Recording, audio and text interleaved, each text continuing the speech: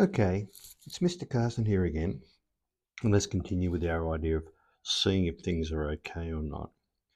Now, I'm going to show you a graph. We're going to look at what we should look for. In your task the other day, that was what we wanted you to do.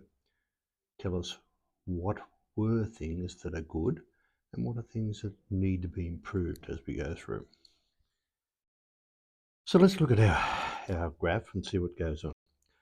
I made this graph just simply from things I had, and we can see straight away that what I've tried to do is to try to make a good heading to tell you what's going on in the graph. So that's obviously something we look at. Okay, so that's the first thing that comes to my eye, the fact that I've got a title. And it's not just things like jumping jacks versus heart rate. This is about a bit more detail and really applies to what the activity was about. That is something we look for. Right, the second thing we look for, or another thing we look for, see this down the bottom? On our, we call this the x-axis, we've got the independent variable. This is what I changed to make the graph. In my activity, I changed the time I was doing jumping jacks. And I measured in seconds, so it has all this information with it. Going further, look how all the differences between the spacing between the numbers is the same. Right? That is super important. So on our x-axis or our horizontal axis, we see the numbers are the same.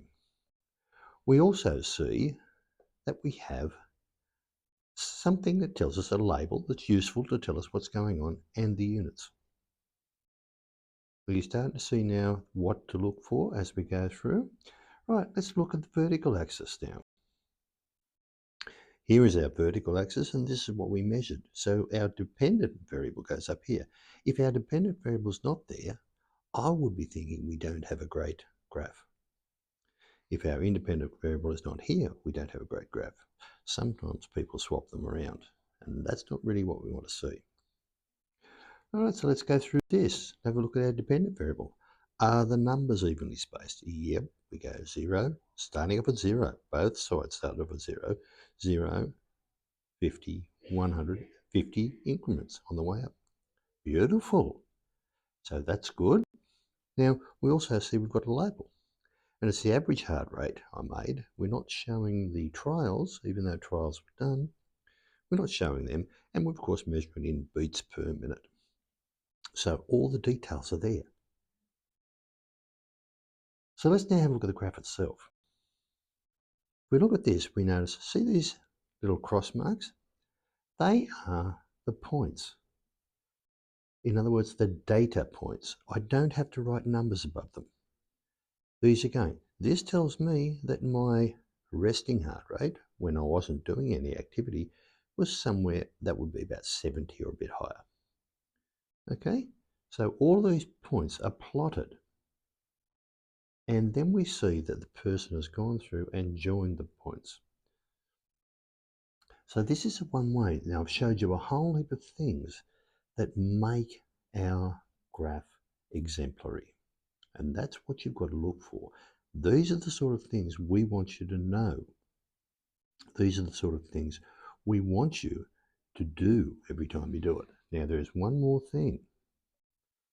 All through the year, I've been saying to you that we have not really been accurately measuring things. We make mistakes. So our green line here is our natural line of just joining the dots. And it shows me things go up, but there's a change. Now, I'm not really sure that is the correct number, those things. So what we can do, see there's another line in here, the red line. That is what we call a trend line. And that's much more useful to us because it shows us how we think the numbers move. Now we can see from this trend, we start off at low and it goes to high.